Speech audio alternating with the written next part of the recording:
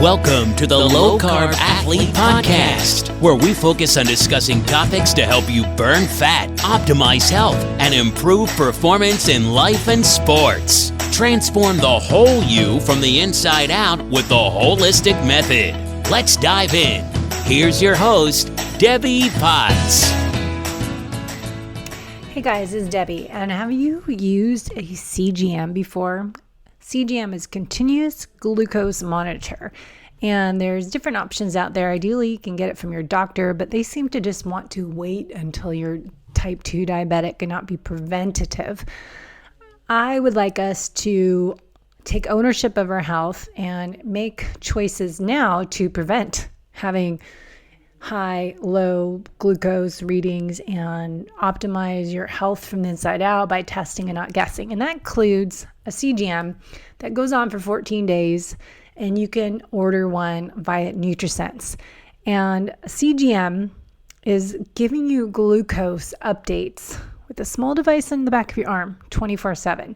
Totally easy. I actually did a video on my YouTube channel, Low Carb Athlete, how to apply this CGM. First time, you're kind of scared, but it doesn't hurt. But it gives you real-time glucose readings. Glucose response to meals. You'll learn about what foods are reactive to you, and that could be a healthy food that you think is great, but it could raise your glucose. Simple things as stevia, for me, raise my glucose.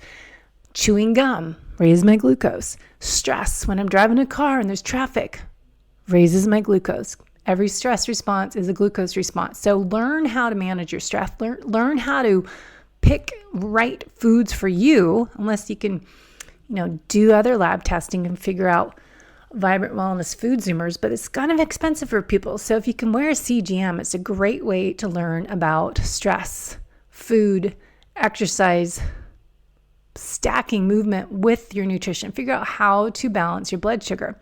So we want to learn more about how to exercise and eat or not eat. And morning cortisol, does it raise your glucose? If there's hidden stressors at nighttime, does your glucose go up higher while you're sleeping?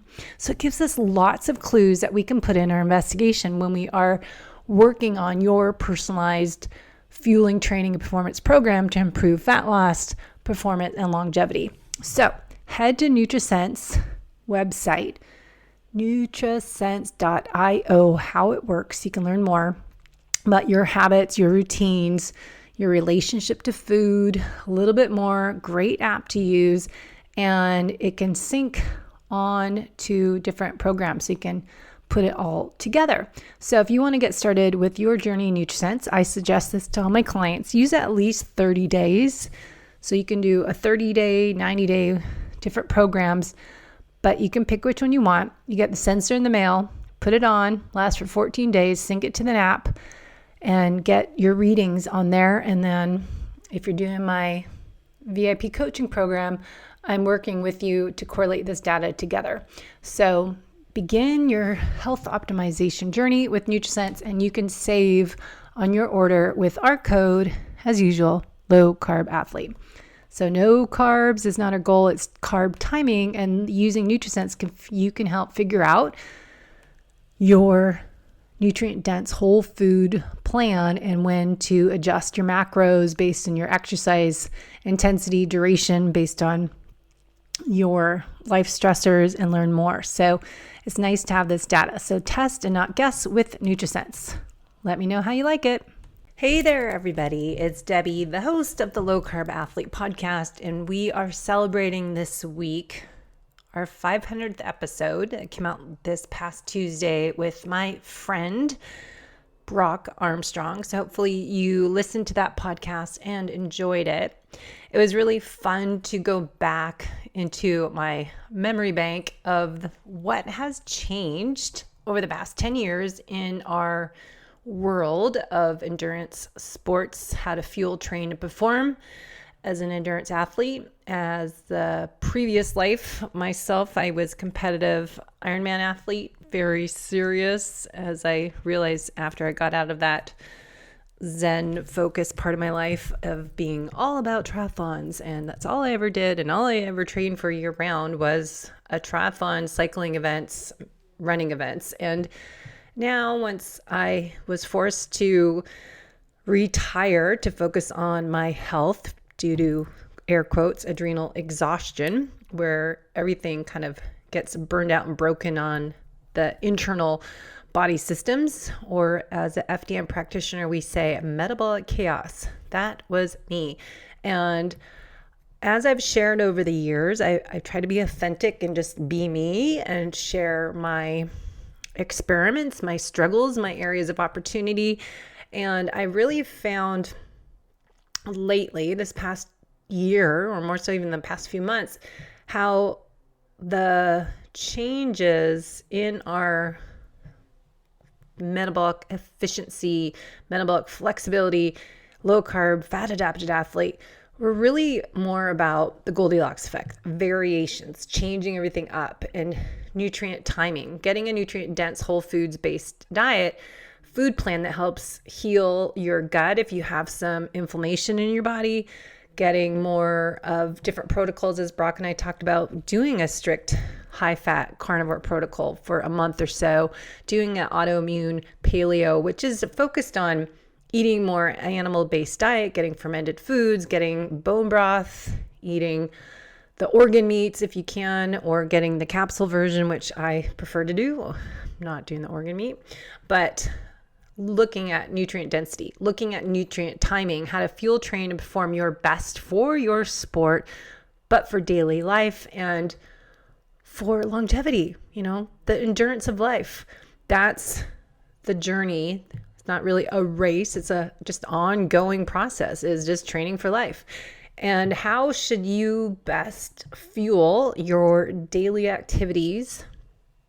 It depends. It varies per female on their hormone cycle. It varies per workout day, your intensity, your duration, and your rest day. So there's so much to it. So I really have kind of fallen in love with my health investigative type of approach as a coach now, where I tie in my FDN practitioner training and my nutritional therapy practitioner training, my metabolic efficiency training, holistic lifestyle coaching, and then being a personal trainer for my previous 25 years, as well as triathlon coach and run coach. So putting all of that together in my holistic method coaching program, targeting people as myself that are high performing individuals, ambitious, driven, and motivated.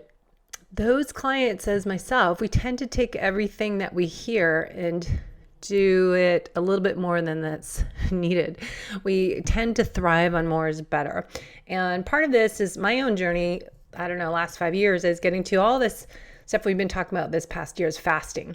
Fasted exercise, doing OMAD, doing a 3-day fast, 16-8 fast. But really all information I continue to come to from my own experimentation, listening to different experts in that industry of fasting and keto and carnivore healing and healing with fasting.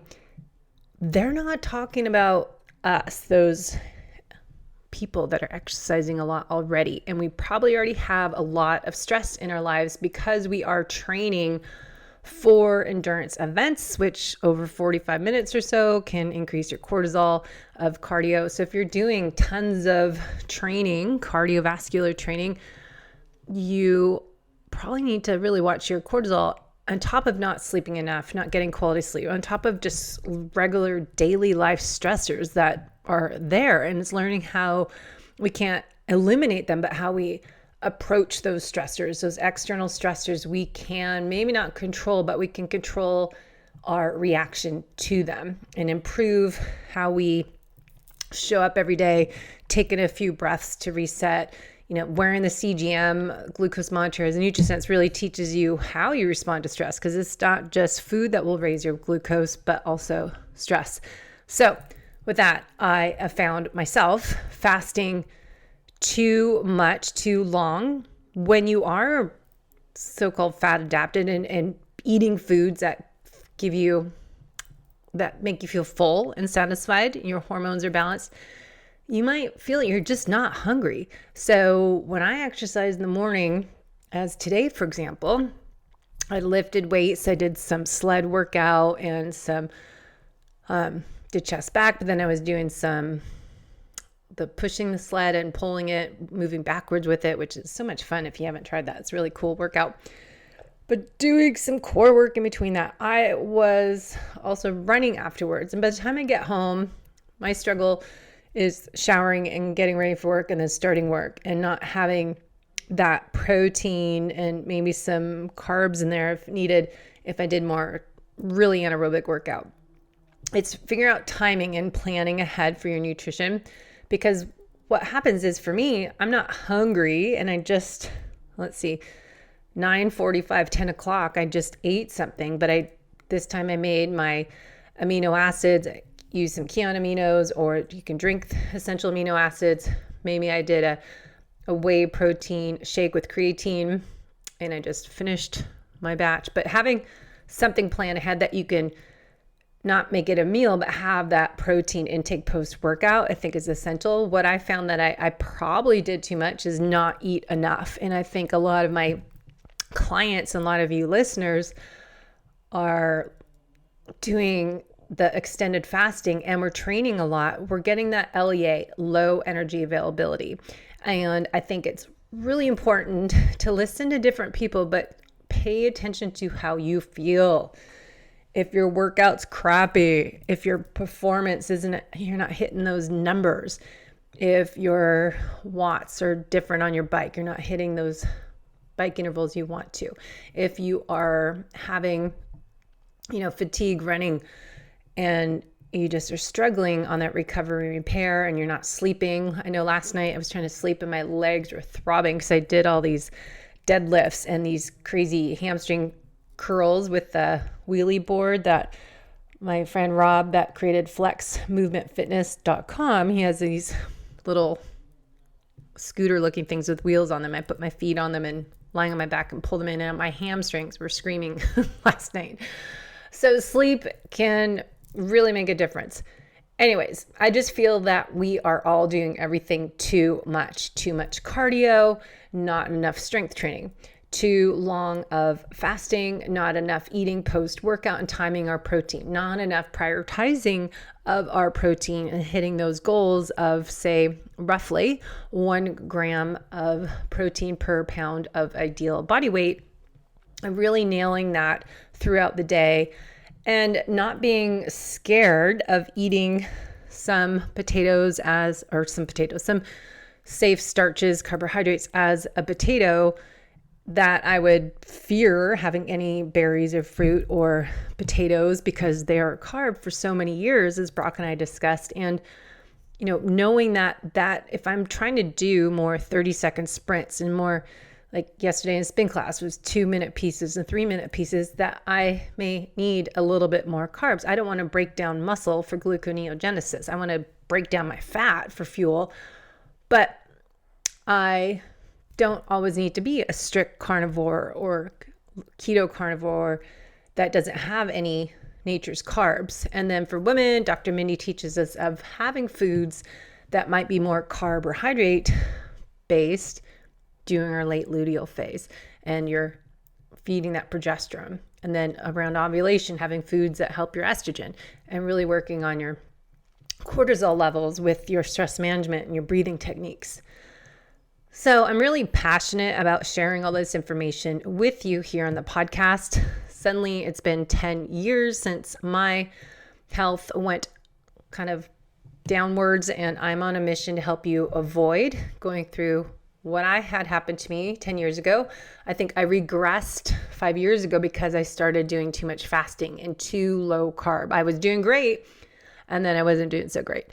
I was maybe not hitting my performance goals and maybe not losing fat weight as I was fasting to burn more fat and to lose weight. Now I'm experimenting all right, well, maybe I need to eat a little bit more. That will actually help me lose weight as I'm 51 and on that hormone change menopause. And I need to really support my adrenals at this time and really fight for gaining muscle and not losing it. So I need to prioritize, as an aging athlete, protein and lifting heavy weights and doing short intensity sprints, but not every day. Spread it out with some zone 2 workouts to recover in between.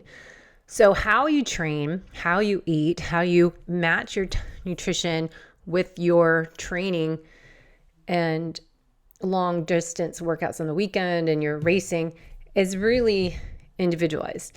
So we want to remember it's N equals 1 experiment and an ongoing journey. We need to course correct, do some functional lab testing.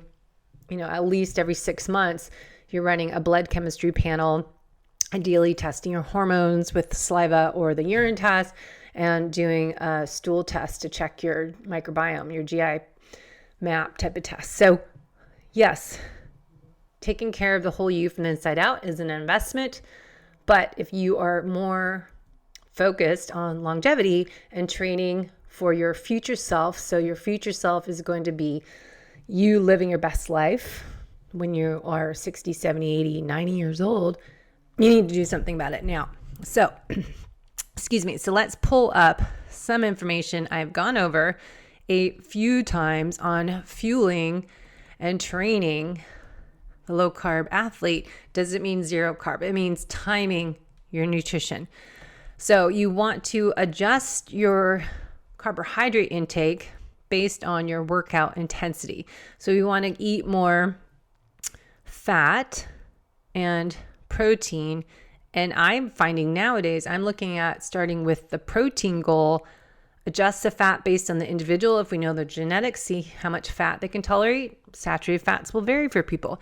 If they have liver gallbladder that's sluggish, they might feel kind of sick if they have too much fat. So you have to individualize that response, as well as, do a diet check record. How do you feel? Looking at your symptoms post-meal. Are you energized? Are you tired? Are you bloated? Are you gassy?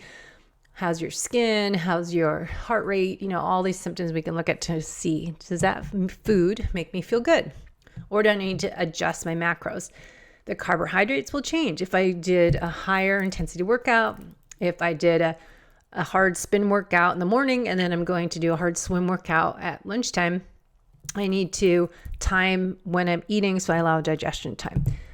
All of this, if you listen to my upcoming podcast with Dr. Elizabeth Bright, you can find the interview on YouTube channel. When I record the videos, podcasts, I will post them on my YouTube channel. And then the audio version won't come out for another month. But really interesting information. And Dr. Elizabeth, who's a high fat carnivore, so animal-based diet, eating fattier protein. She has some great information on working on your adrenals, your HPA axis, and your thyroid health with feeding your body with the right nutrients as higher fats to feed our hormones, because what are our steroid hormones made out of? Cholesterol. What's cholesterol from? Healthy fats, and really learning at which foods those are. So eating some steak and having some egg yolks might be a good thing for you.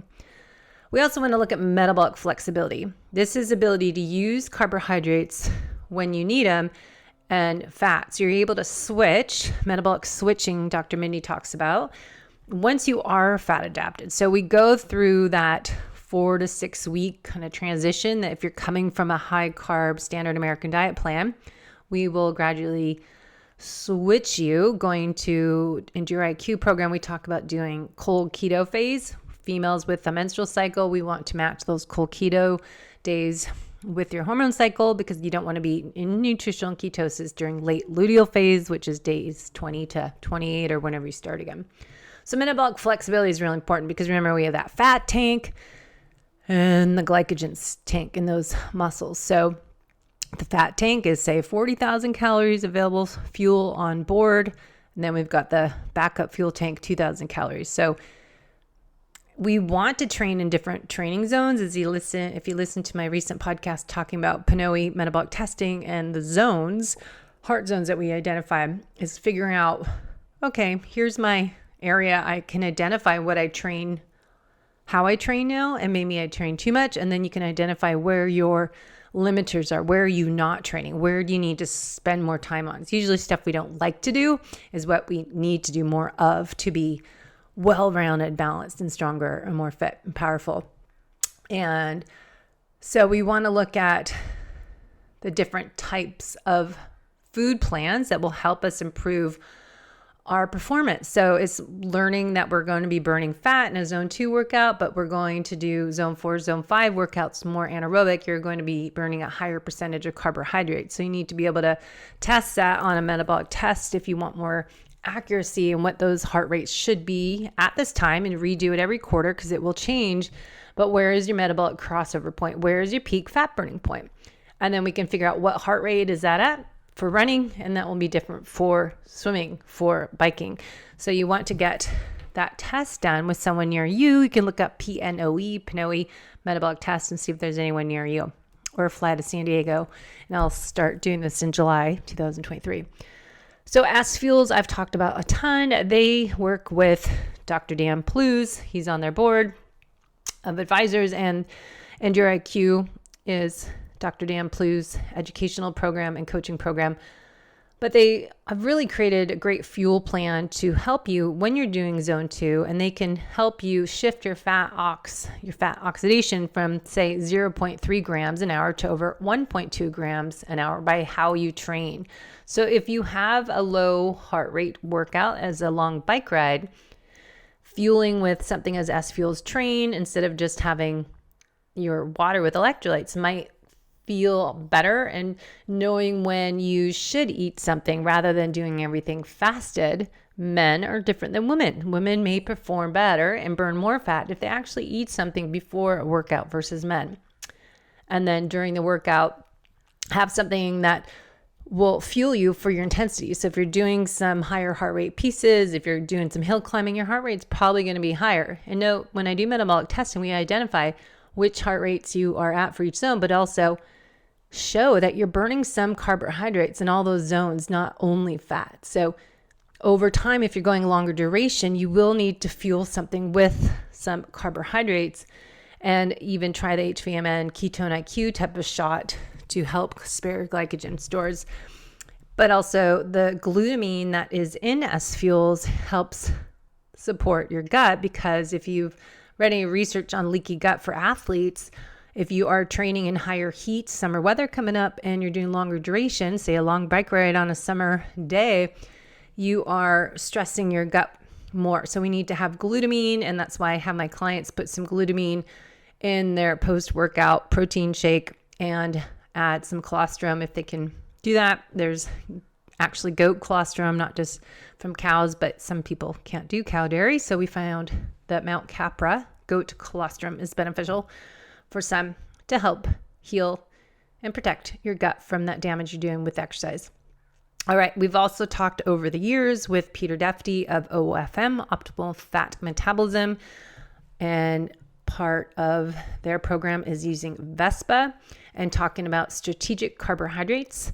Working on their pyramid is all about what I talk about as well, this bio-individuality, and how there's not one size fits all when it comes to sports nutrition. And then breaking that down for men versus women, and then aging female athletes are going to be different as well, and postmenopausal. So really know that all this stuff isn't just one size fits all. It's going to be so different, and we want to start with a template and then adjust. So ketones are best for subclinical fuel for athletes. So best level ketones probably are subclinical for athletes, is what Peter has said. Beta oxidation is a pathway for fat burning. Fasting glucose can increase post-exercise, so you want to test and track and know that that's normal. In the morning, your cortisol, remember, is higher upon waking, and your glucose can be up higher from exercise because your body's using that protein, or using the glycogen stores.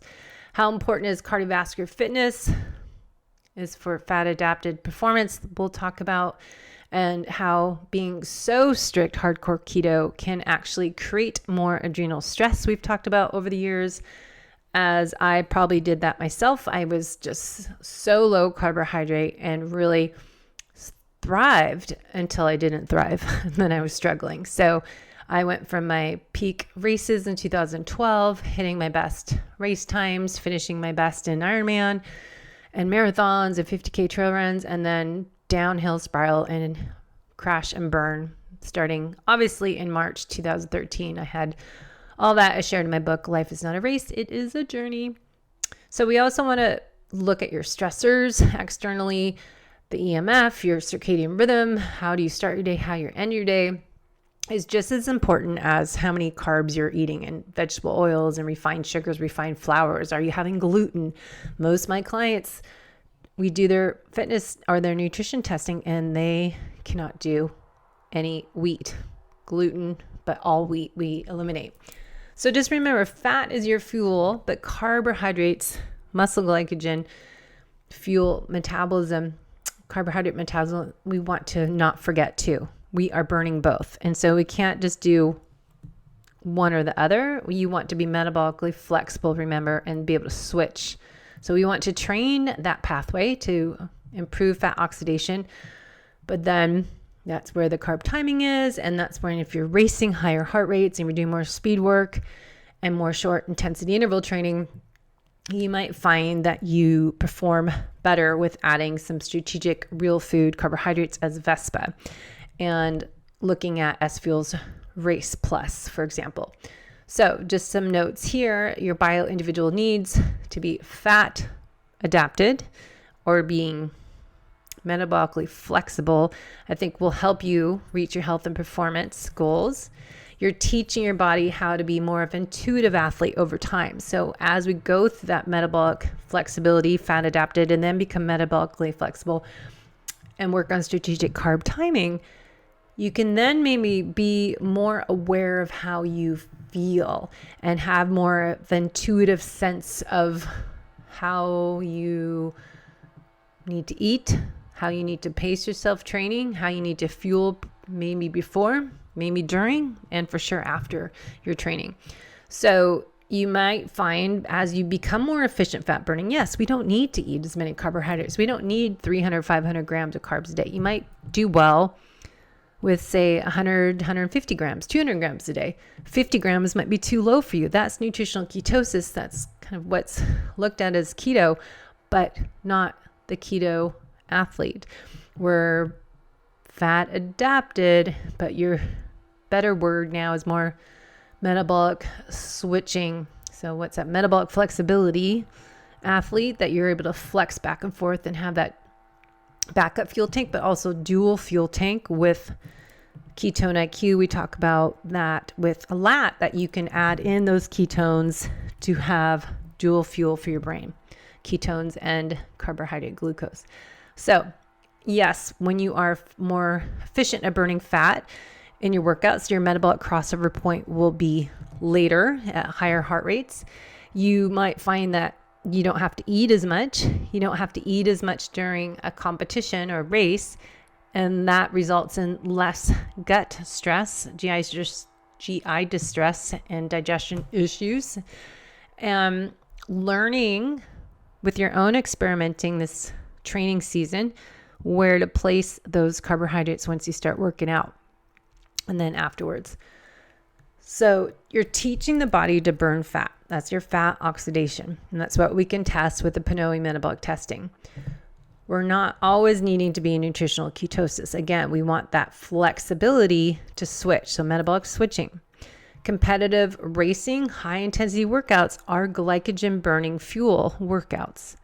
I don't want to break down my muscle to fuel that. So you have to make sure you are fueling for that higher intensity, in knowing that you're going to zone 5, your high intensity zone, or zone 4, and then coming back to zone 1. So you need to look at how you're training and what those metrics are, and tracking on your training peaks, or however you track your workouts, or if you're using TriDot.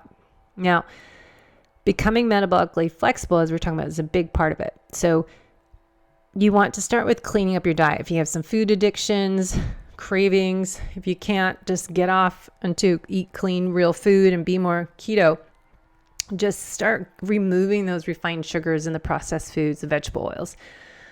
Think about transitioning. You're swapping the crap for good real food source, and then start to experiment eating real food, and then getting rid of the wheat, getting rid of the packaged foods, and just start focusing on prioritizing protein. and planning ahead. You got to defrost your meat from the freezer a couple days. So you have to meal plan and know, okay, we're having steak this day. We're having burgers. We had some fish, or we had some surf and turf the other day. But you have to plan ahead because it should be in your freezer, thawed out, and you're ready to go. When it's in your fridge, you have kind of meal plan. So getting rid of those sugar and cravings for junk, that crap, is really important. Even if it's certified keto food, it's usually packaged food filled with fillers, guar gums, and all those different sugar sweeteners that are supposed to be non-insulinogenic. But I know stevia raises my blood sugar. It doesn't do well in my body. So you have to listen and know what it feels like. Instead, go back to eating real foods. And there's talk about cycling keto, being keto 5 days a week, getting out of ketosis 1 day a week is that 5-1-1 plan. And 1 day you're doing a longer fast. If you are an athlete, though, you want to do more of a bone broth fast. I have my clients do on a rest day and make sure you're getting that protein in. So, adjusting your carbs, nature's carbs, again, for females, not in nutritional ketosis, your late luteal phase, and not being so fixated on showing ketones on your monitor. It's okay to be 0.5. You don't need to get a lot. You wanted to say, hey, generate ketones above 0.3 millimoles per liter in your blood. Reach that point when you are able to hit nutritional ketosis, and you can go in and out of it and switch back pretty quickly. So you might have a non-keto day or a feasting day, which I think can be misleading to people that they eat crap and just whatever they want and then go back to eating clean food the next day. You have to make sure you might look at what your purpose is, what your goals are.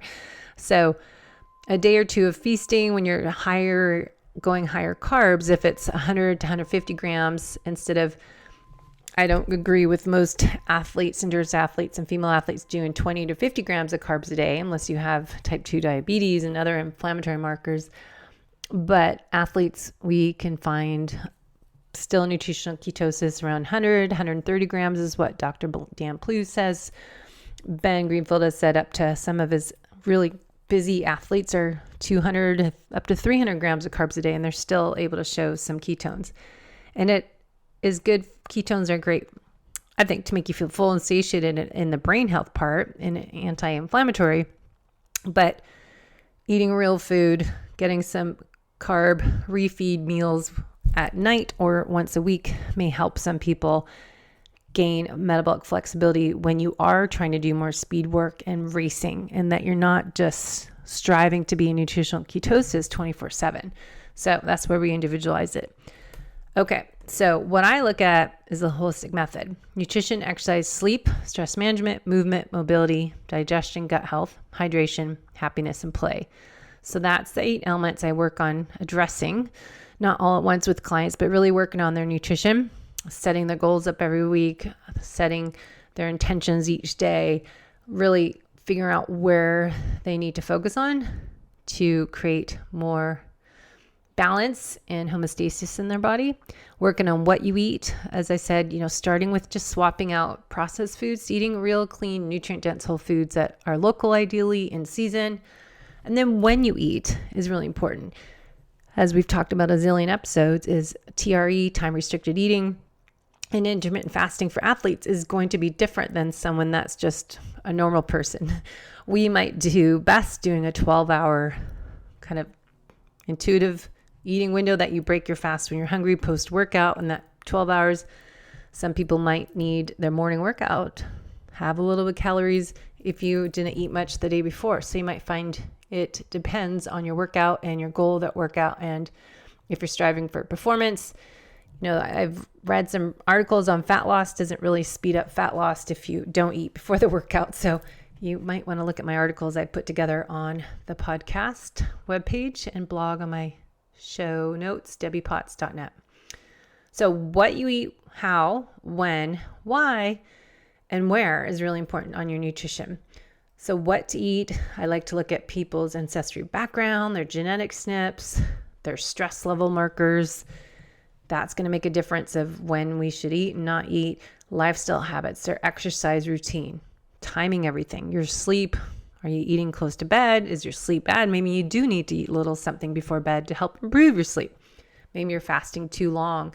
So it's so just trial and error with people. We need to figure out, track, write notes, journal, and figure it out. And then measuring with the glucose monitor, with your ketones and respiratory RQ value. You got Biosense, or you have the Lumen, and then PNOE metabolic testing. And then I like to look at clients' diet check record, as I said, paying attention to how does this food make me feel? What are my reactions? So metabolic typing diet, we use as appetite, satiety, your cravings, your energy levels, your mind, emotions, your well-being. How do you feel? How's your pulse? Is your heart rate going up after you eat? There's a Coco pulse test I sometimes show clients. Tracking that, look at your heart rate variability score. Look at the LFDHF on your heart rate score. Look at your genetic reports. We've done podcasts with My DNA, the DNA company, and DNA Fit, really important information. So you've got genetics. If you can have the fat, looking at fatty acid genetics to saturated fats are the APOE4, the PPARG, APOA2, APOB.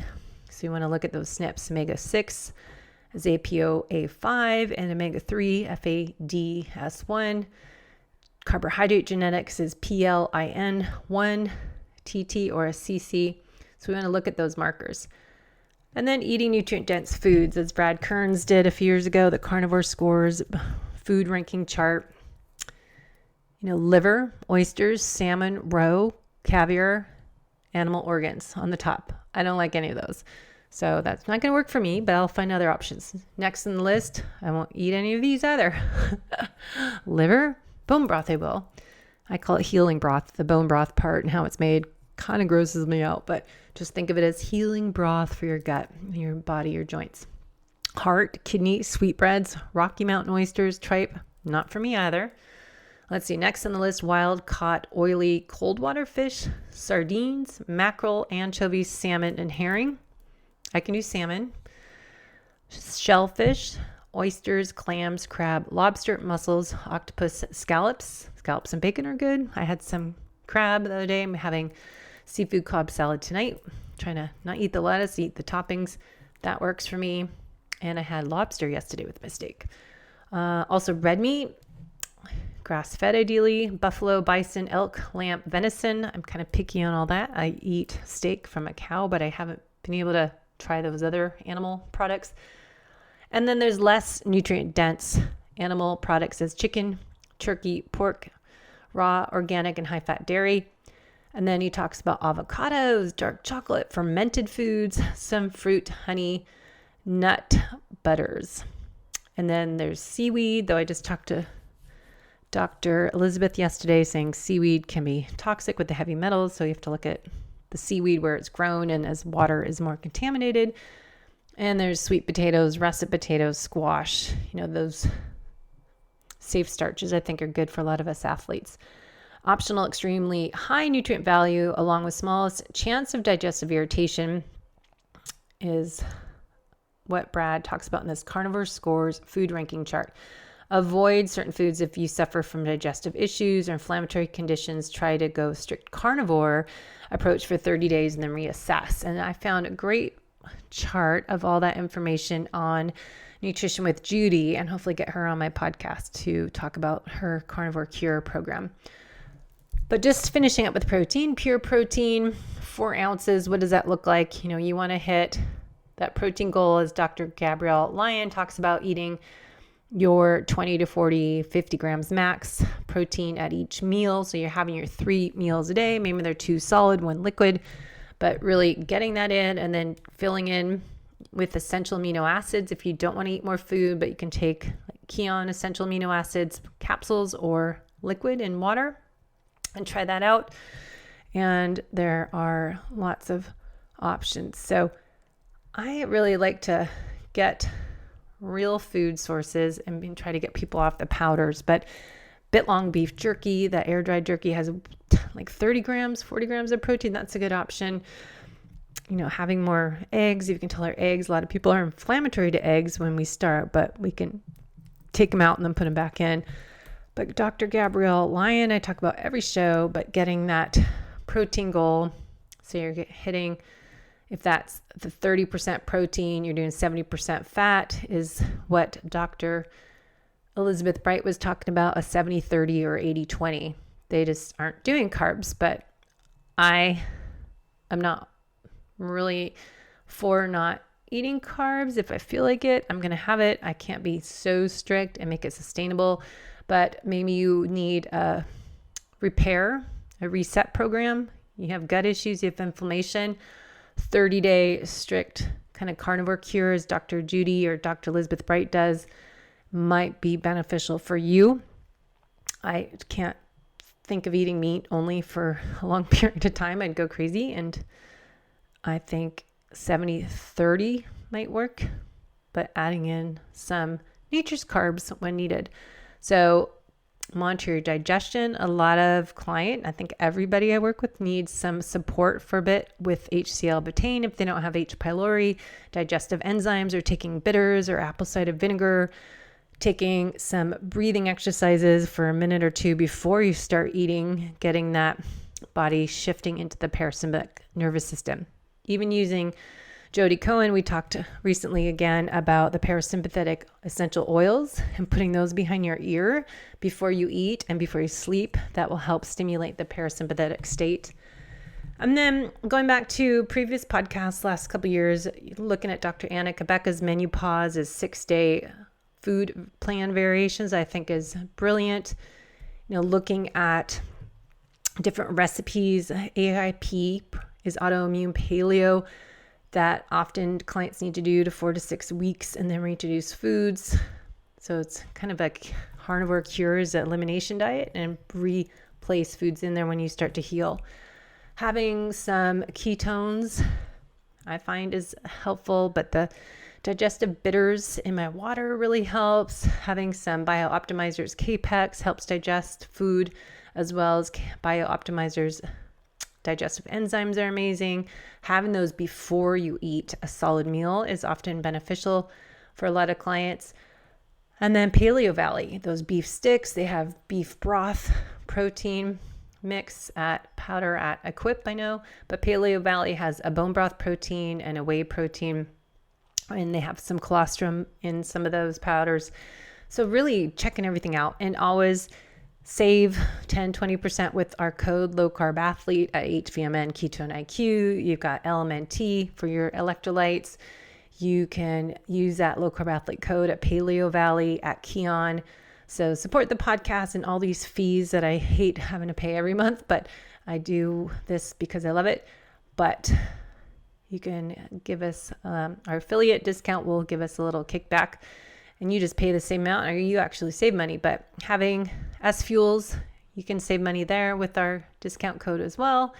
And then remember, fasted training research continues to come out more so. So learning that sometimes zone 2 workout might not be really zone 2, and that we need to look at the research for women versus men. And knowing if you're doing a higher intensity heart rate workout, just make sure if you don't want to eat a meal, I don't, at 5 in the morning, I'll have some coffee calories. So having some Laird's creamer, having some mushrooms in there, maybe I put some MCT powder from Bubs and some collagen. Maybe Stacy Sims talks about adding some honey or maple syrup, and that can be enough calories for female athletes to kick in to their carb burning so they can access the fat stores and improve performance. So fasted training and low glycogen training can enhance fat oxidation and fat training adaptation. Training without carbs can help increase fat oxidation on men more than women. Be aware of warning signs when you need to add in more calories, as if you are having excessive weight loss, heart rate variability dropping, so higher is better in HRV. But it really, if you can see a test is on Sweet Beat, looking at your LF, low frequency, to your high frequency. And I'll be looking at that when I test people on PNOE metabolic testing, looking at your sleep quality, your sleep hygiene routine, looking at your glucose levels, really tracking everything as you are getting into a higher fat, lower carb, higher protein. Female athletes, again, you're different than males. So everyone says, oh, I can do this or that. Ask them, or not ask them, but know if they're men or what, a male or female and what age they are. It's going to be different for you. So don't expect the same results that someone else is getting. So fasted training late follicular to ovulation time 2 to 3 times a week is okay, but not the rest of the time. So maybe having a little something in your coffee as a treat is actually beneficial to you, not to feel guilty. So allow yourself to have a little fuel in that tea or coffee pre-workout, or maybe water in a shaker bottle, and have a little, that Keto Gains recipe we've had on the podcast and website as well might be beneficial if you do more anaerobic. And carb timing, strategic carb timing. The lowest carb of the meal earlier in the day, post-training, largest carb intake is what Dr. Dan Plews talks about. So, don't have carbs before a big carby meal before your workout. Wait to have those carbs while you're working out. So you have the GLUT4 transporters moving in that glucose into the muscle glycogen storage, and then wait to your evening meal or post-workout to have those carbs where you can restore and replenish that muscle glycogen you just depleted if you did an anaerobic workout. So post-workout carb intake after high intensity workout, again, can be beneficial. So be aware if you're doing too much fasted training, if you are getting too much low energy availability, as I think I did for too many years when I started getting into fasting and low carb and high fat back in 2009. And poor outcomes, poor consequences, more is not better. So if you're dropping weight too fast, poor sleep quality decreases HRV, as I said, means excess stress. If your blood glucose levels are going higher, remember, stress secretes cortisol, increases your glucose. So pay attention to all those gadgets you're using. You're tracking all this information. Actually pay attention, track, so you know what is normal, what is not normal for you. That's a red flag. And don't ignore those red flags. So if you are wanting to do fasted workout, perhaps try Jigsaw Health. On my full script, you can get a discount on functional practitioner level supplements, but adrenal cocktails, more sodium and potassium. That can be added in, and maybe you have some Keto aminos. I like a shot of the Ketone IQ from HVMN, which is now at Sprouts. If you are working out 2 days within 8 hours, you'll need to have some carbs suggested post-workout if you're doing more anaerobic. Don't eat dinner an hour or two after late afternoon or early evening workout. Maybe just have some of those aminos or whey protein and water until you're ready to get into parasympathetic state to have your meal so you're properly digesting it. So amino acid, ketone salts, potassium electrolytes are all beneficial. You can check Ben Greenfield's episode on fasted exercise. And then lastly, men might do better, 12 to 16 hours intermittent fasting. Women are about 12 hours is enough. Premenopausal, you can do a 24-hour cell autophagy fast with maybe OMAD dinner to dinner. Maybe do that once a month on your right hormone days. So first half of your cycle. Women, morning fasted easy workout. So just do fasted, maybe some aminos and ketones. If you are doing zone 1, zone 2 workout, you don't want to trigger that kisspeptin hormone and impact your hormones. So fasted exercise is not as good as we thought it is for females, even though you feel great. So you don't need to eat a ton of carbs, but just have a little something, as I already said. So save your harder workouts if you can later in the day. Eat something before workouts as ketones, aminos, or some little bit of calories. Some people like the Vitargo. Some people like S Fuels Train and S Fuels Race Plus for more anaerobic. So find out what works best for you, the individual.